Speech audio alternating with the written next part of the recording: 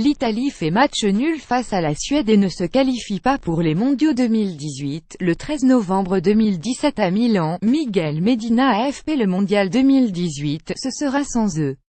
Sans Buffon qui ne deviendra pas le premier joueur à disputer 6 Coupes du Monde, sans les guerriers Chiellini et Barzagli, sans les promesses insignes Belotti ou Verratti, l'Italie n'a pas réussi à battre la Suède lundi en barrage retour à Milan 0-0 et elle ne jouera pas la Coupe du Monde l'été prochain en Russie, du jamais vu depuis 1958 ans.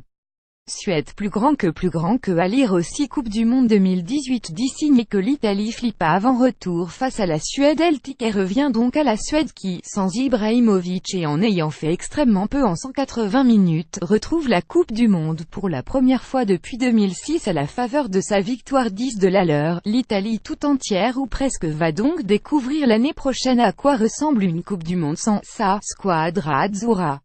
C'est n'est arrivé que 2 fois, en 1930 et en 1958, autant dire que le souvenir est assez flou. Un vide à la Coupe du Monde mais il n'y a pas que dans la péninsule que cette élimination va faire un vide.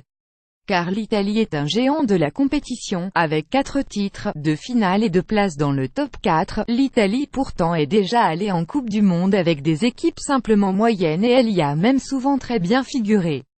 Mais ne pas parvenir à marquer un but en 2 matchs à ces Suédois tout juste solides est une faute grave. Plus grand que à lire aussi Coupe du Monde 2018 la Croatie et la Suisse y seront. L'Italie joue sa vieille sélectionneur Gian Piero Ventura, qui aura choisi de avec ses mauvaises idées et n'aura donné qu'une quart d'heure de jeu en 2 matchs à Lorenzo Insigne. Plus grand talent, NY survivra sans doute pas. Mais c'est toute l'Italie a du football qui ne pourra désormais pas s'épargner une vaste réflexion sur organisation et sur sa formation, même si cela semble paradoxal à un moment où la Serie A se porte nettement mieux qu'il y a quelques années.